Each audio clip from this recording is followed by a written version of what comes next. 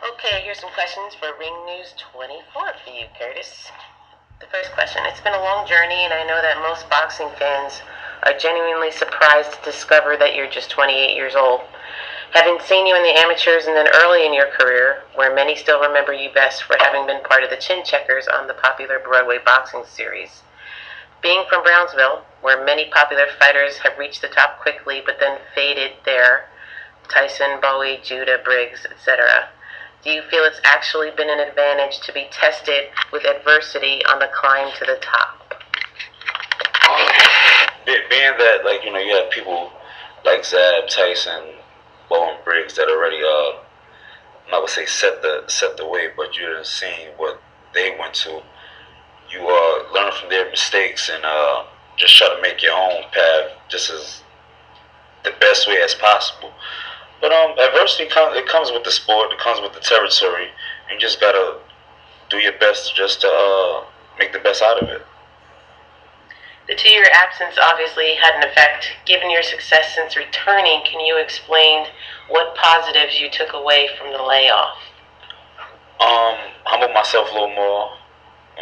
I said I was going to dedicate my full life and career to boxing after the 2-year layoff, and I was just ready to become world champion. Seeing everybody else from my amateur pedigree become world champions and fighting for world titles had me just a little disturbed, being that I was off the 2 years. I'm like, why am I not there? But due to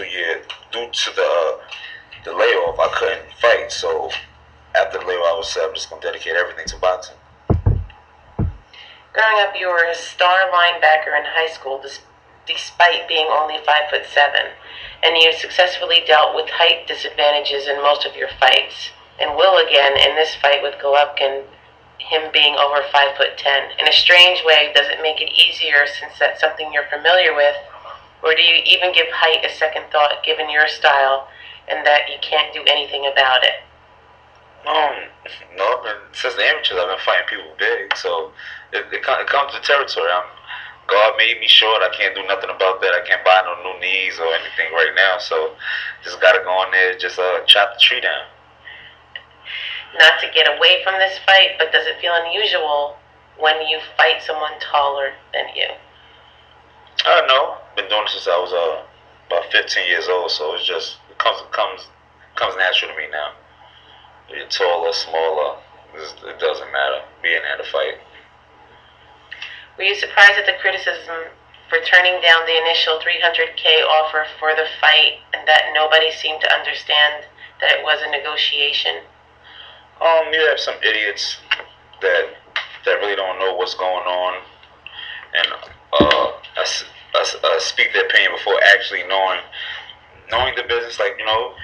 I believe in any offer. You don't accept the first offer, especially when you know your worth at the same time. So it's their opinion. So of course people was mad that I didn't take the first offer because they were saying in their mind, oh, Stevens is talking a lot of junk out of his mouth, but turns down 300,000. At the same time, they don't know the real regulations and rules behind the 300,000. So obviously the fight got made. So it was something that came that was worth my while. What flaws, if any, do you see in Golovkin, and how do you prepare? What's your game plan for a fighter who has never been beaten and only lost a handful of rounds in his pro career? Lost a handful of rounds. First of all, I'm not any other fighters that he fought before. So the rounds that he have lost in that time span, it can be devastating for him to lose to me because I'm a much bigger puncher and I'm much quicker. So the things that he have done in the past with those fighters, I don't believe he could do the same as me. In game plan, I'm just gotta go in there and just be me, and just do what I do and just have fun. In a lot of quarters, the Twitter pictures of the mock funeral and the obituary were misconstrued and taken much more seriously than you intended. Were you genuinely disappointed at the reaction from people that clearly didn't understand the art of promotion, or did it play out exactly like you'd hoped by gaining so much attention? Man, in a sense, I didn't really care what people thought about it. Like, I put it up there for people to say something about it. But at the sense of not for them to take it the wrong way, but for Golovkin to take it the wrong way. So if they took it as, oh, why they do this or why they do that, in my eyes, who cares? Like, I pissed Golovkin off, so I did what I wanted to do in that aspect. So, like, no, and I plan on pissing him off some more. It's up to me. So, Golovkin is a quiet man that obviously puts extra pressure on you to sell the fight to the public. But does it also make it much harder to motivate yourself that he doesn't seem to respond in kind to your taunts, or is that about what you expected given his nature? See, like, and that's the thing what people don't understand about, like, boxing, because you have some people that talks a lot of junk and put fuel to the fire for the other person to talk a lot of junk. So being that he doesn't say anything, it doesn't make me want to keep talking junk, but that's what I do. Like, I'm gonna give an instance. When I fought Finley, we was at the press conference, and Finley said his speech. He's like, I give courage, respect.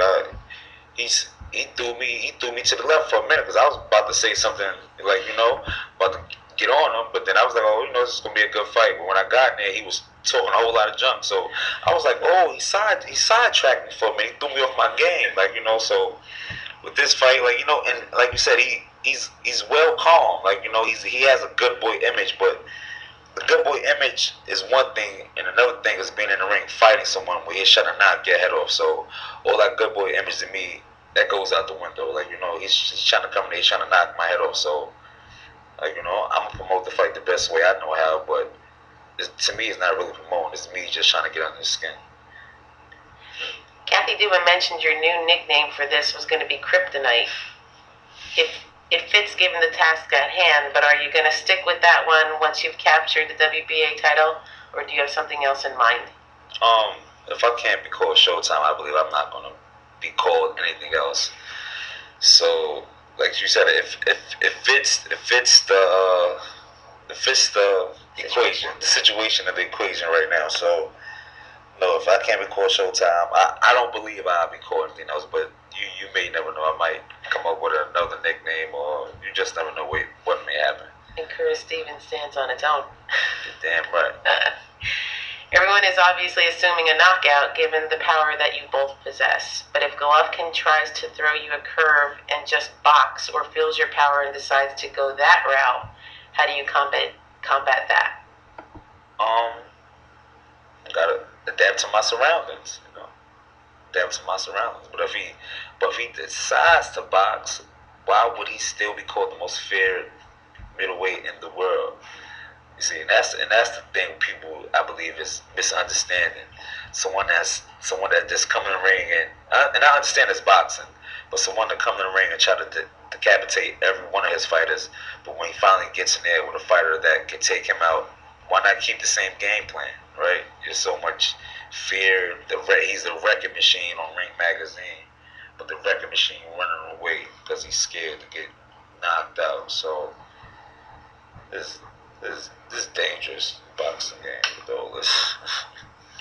Since Golovkin's not been the distance in 5 years and has only been past the 8th once in his career, and you've gone 12 rounds before and 10 on several occasions, does that play into your hands?